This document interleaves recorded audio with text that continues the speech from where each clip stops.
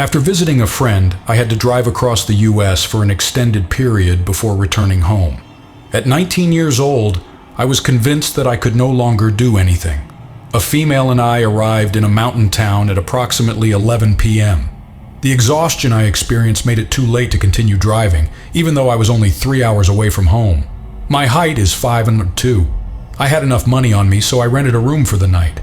The parking area of the motel had only 2 vehicles, one of which was a large white van, and it was quiet. I comprehended the sound of it, but I didn't pay much attention to it.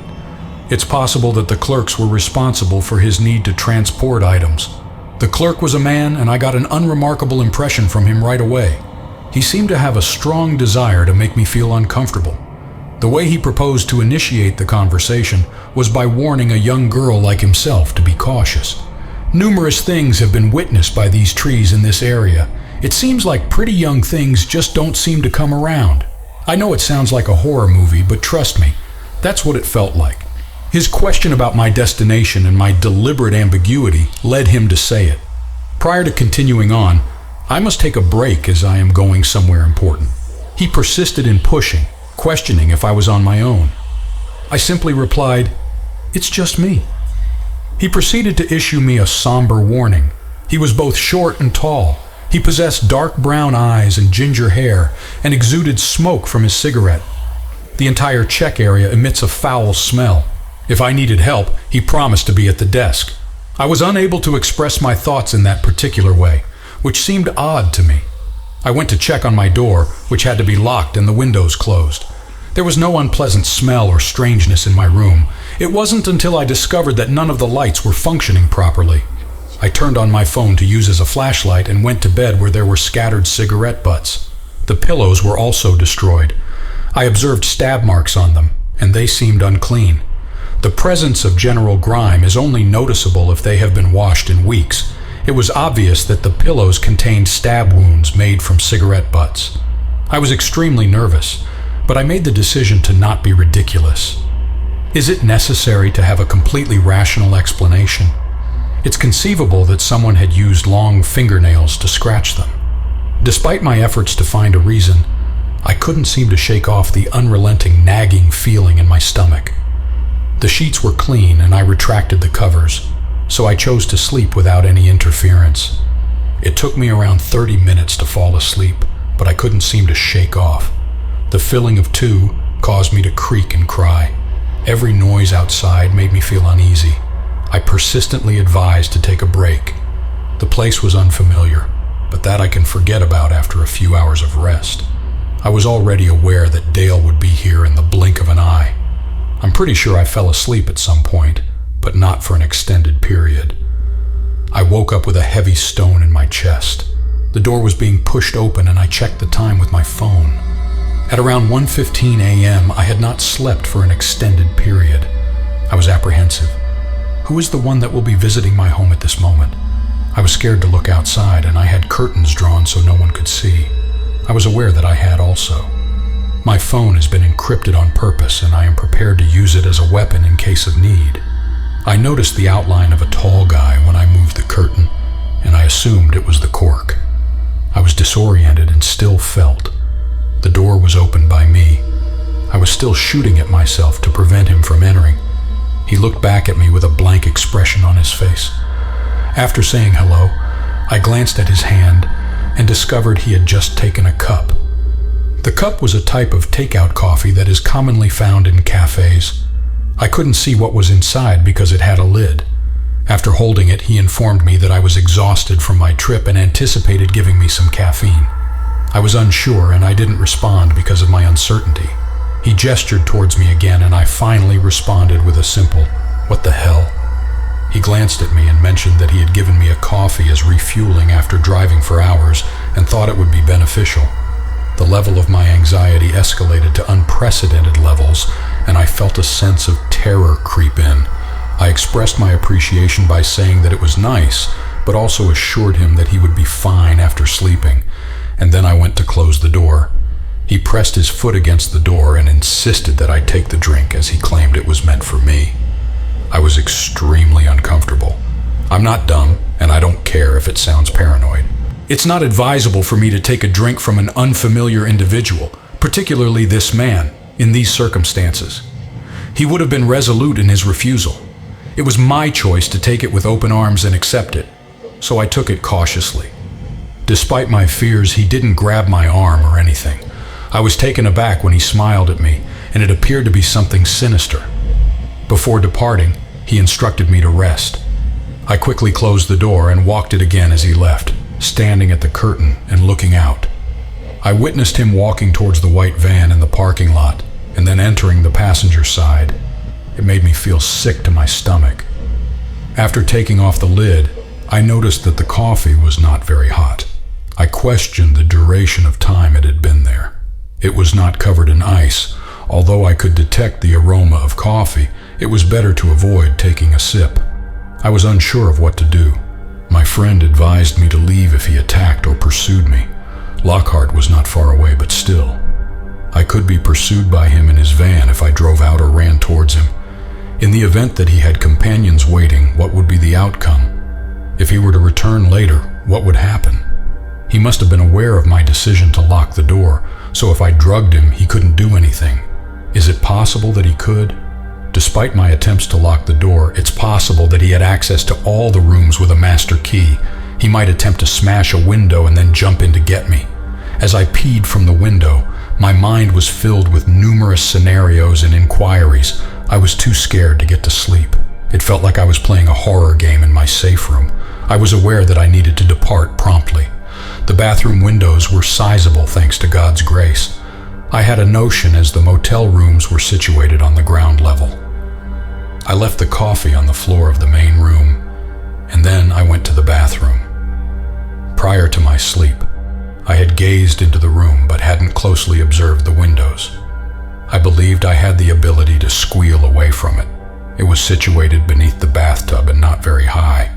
I was aware that I had to give it a shot, and it would take me back to the rear of the building.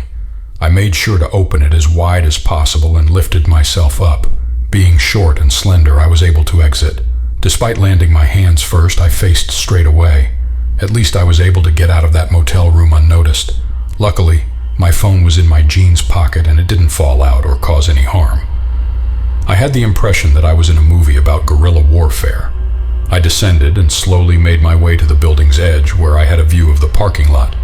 I was aware that the van needed to have corks. It was too dark to have any visual experiences. It was then that I pondered the possibility of it being in the passenger side, which implied someone was driving. Were they present when I arrived? Is this a result of deliberate planning? It was necessary for me to catch my breath. My phone service was not very reliable. I had the option to contact the police, but the signal was too weak in the mountains. The motel area's back was where I stood, and I was anxious about the line that would attract unwanted attention. I stayed behind the motel for an extended period. I was too scared to move. I was aware that if I didn't do it correctly, something catastrophic could happen. I had to keep my time confidential. It was extremely cold outside and I was shivering, but I had to remain in place and wait. I stood for a considerable duration. I am uncertain as to how long it took for me to hear a sound. After examining the side, I observed the doors of the white van open. The core departed with another man who was similar to him. They were both tall and skinny, with ginger hair. It's conceivable that they were brothers. They went missing, and I ran away from the scene too, scared. My heart was pounding with fear, and I felt extremely vulnerable. The sound of them moving was audible, but I couldn't determine their actions. I heard footsteps coming, followed by the core uttering a loud knock. After hearing the knock on a motel door, I knew it had to be mine. I was so frightened that I barely could hold my breath. The knocking was more loud to me than what I had spoken. It seems to have been successful in my opinion. The voice was more introverted than the clerk's and had a serene tone, giving the impression of weather. At that point, I was aware that the coffee had been dropped. I was aware of it. Additional knocks occurred, and I heard the sound of keys whimpering as someone played with them. I experienced a sinking sensation. I was correct in my assumption that the core had a master key that could unlock the door when it is locked. I started to panic even more. If someone went in and didn't see me, would they go into the bathroom? The window behind me had not been closed by me. They would find me since it was still quite wide open. It was clear to me that I needed to act immediately. I was not allowed to mess up or be let down.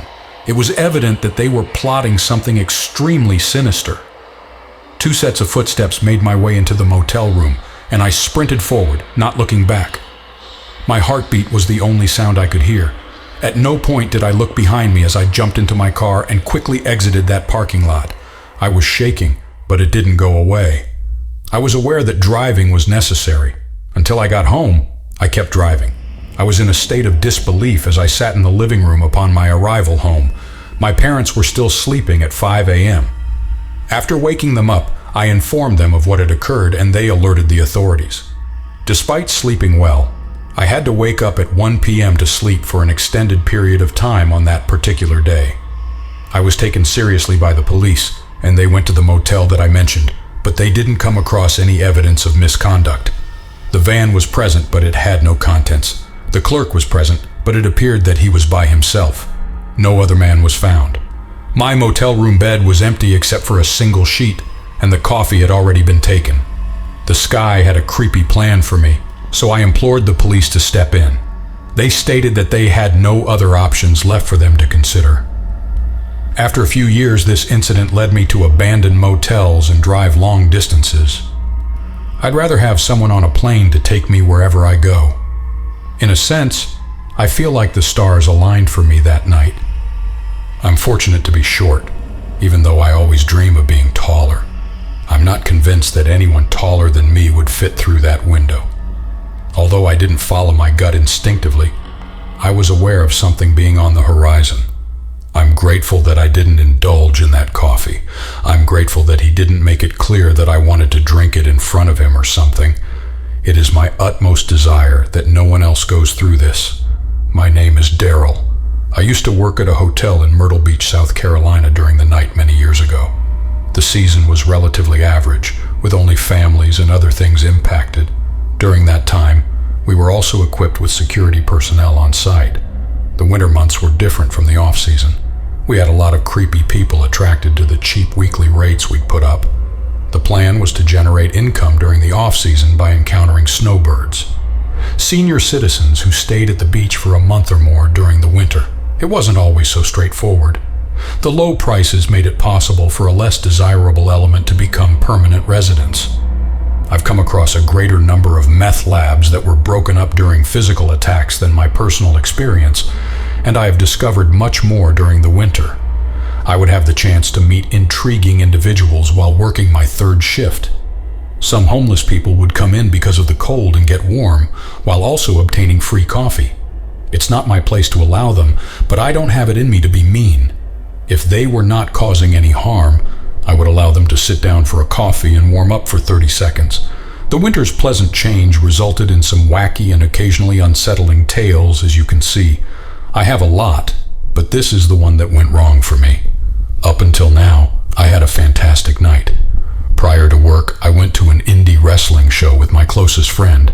In exchange for being an hour late for me on this night, I agreed to be available the next night and help the young lady who was working the second shift.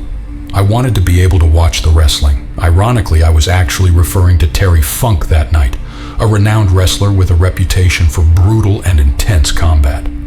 I had no idea that I would be subjected to such brutality in the near future. Due to her overcrowding, I had been obligated to be there by midnight. Normally, I would be back at 11 p.m. I tallied the register and she informed me of her regular shift. Andrew, my friend who will be her confidant, arrived just as she was leaving. He was responsible for maintenance duties during the second shift at this and 2 other hotels owned by our company. He would frequently visit after work to buy us food and play World of Warcraft on our laptops during lunchtime due to business being slow. He was preparing to leave and getting my money in order to purchase food. I was beaming with pride to express how much I enjoyed the wrestling show and flaunt my Terry Funk t-shirt.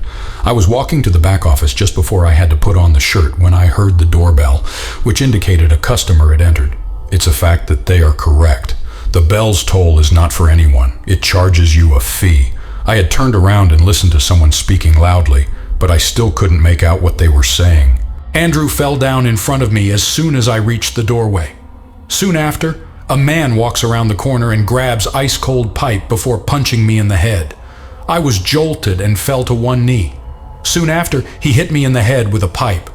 Then, I heard the other man, who I had observed until now, announce that he managed to get away and confront a law enforcement official. The door was left open by them. Finally, I was able to stand up. I attempted to reach out to the police through my phone in the back office, but it was not working. Afterward, I shut down the device in dissatisfaction. My heart was shattered and I felt my pain. I was completely frightened. I was aware that they had the chance to come back, so I hurried and secured the door.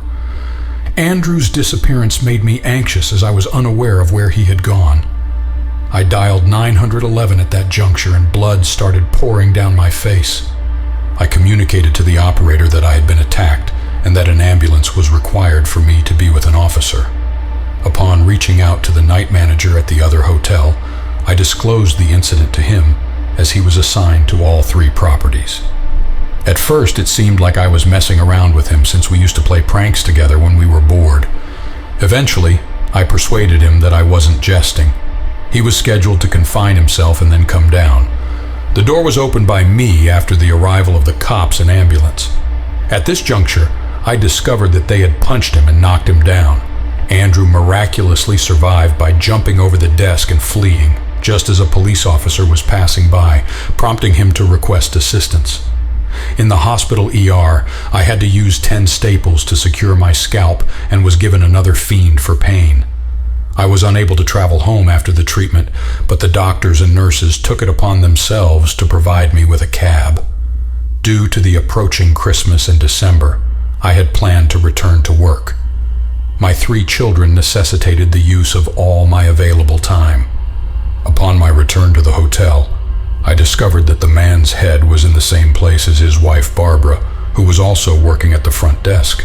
She was taken aback upon seeing me. She was under the impression that I would remain in the hospital. I had the impression that I was only covered in my head once after being punched, but the video involving the police officer revealed an entirely different scenario. The guy hit me 10 times in the head instead of just once after I took one knee. Despite my efforts, I couldn't resist the urge to grab the pipe and stand up. I have no memory of that. It seems like I was completely drained. He persisted in punching me and hitting me with the pipe. Andrew's friends retorted and informed him that he had gone to arrest the police. At that point, they both run out. Ted and Barbara provided me with a lift to another hotel we own, where I was unable to drive due to the morphine. They also provided me with a week-long paid leave to recover. I was transferred to the other hotel for a month during night shifts as they were aware of my predisposition to being specifically targeted. We were unable to ascertain the reason for their attack on me. Due to Andrew's escape and my failure to fall, the police suspected it could be a strong arm robbery. They caused me to feel a great deal of discomfort without knowing. Despite being at my other hotel, I was still nervous upon returning from work night shift. With each sound coming from the door, I trembled. I couldn't afford to give up. As per my statement, I was assisting 3 children. As far as I know, the guys were never caught by them. I was on the second shift when a detective showed up just 2 months later. He exhibited several mugshots to me and inquired if any of them were familiar. It all occurred so quickly that I was unable to catch a glimpse of them. The video I viewed was of subpar quality. Despite this, the 2 individuals appeared quite familiar to me. After pointing them out, he asked me how I felt, and I answered with a confidence level of 85%. Following that, he shouted and inquired whether I was interested in sending someone to jail for a tent and murdering 85%. The silence left me in a state of disbelief. I was the one who fell victim to here. He didn't intend to harm me and is currently yelling at me, feeling guilty for not taking the opportunity to look at them. Although I have stopped working at the hotel during night shifts, I am content because it's too hazardous in this particular area. This event occurred almost a year ago. During November of last year, I was on my way to Istanbul, Turkey. Firstly, as a male from the US, I've been traveling to certain countries for around 5 or 6 years. Normally, I travel to other nations to explore specific cultures and traditions. Usually, I travel with my pal who goes by the name Alex. I've been traveling to specific countries in Asia, but one visit was a disappointment. During that time, I informed my mother that I and Alex were planning to fly to Istanbul. Despite the fact that it took me 17 hours to reach my destination, I ultimately chose to stay in a hotel with Alex. The hotel was not inexpensive. On the second day of my trip, I went to a restaurant in Taxcom Square and had dinner with Alex. I had no idea which restaurant I was at. The day was filled with activity. While I was still consuming food, I heard something that was quite unusual. It resembled a thunder sound, but it was more distant. Despite the reverberation, it was still muffled and fired with loudness. I've witnessed individuals scream and run. Alex, who was shaking and terrified, then uttered, "Dude, what the hell did that mean? What's the big deal?" Our ears pierced as we observed police cars and amulets driving past. An explosion is taking place on Esticola Avenue. It seemed like a bombing had taken place. I communicated to my mother via text that I was fine, and Alex and I weren't involved in the explosion. Subsequently, we returned to the United States. Despite our exposure to videos of the aftermath of an explosion, we were still present. The sight of numerous bodies lying in the streets was a terrible thing, dear God. I won't go into details about what happened, but I was genuinely traumatized by it. The perpetrator of the explosion is not a male, but I've heard there is some controversy surrounding their actual involvement. A female named Alam Abashir was apprehended at a later time. This didn't happen to Alex and I.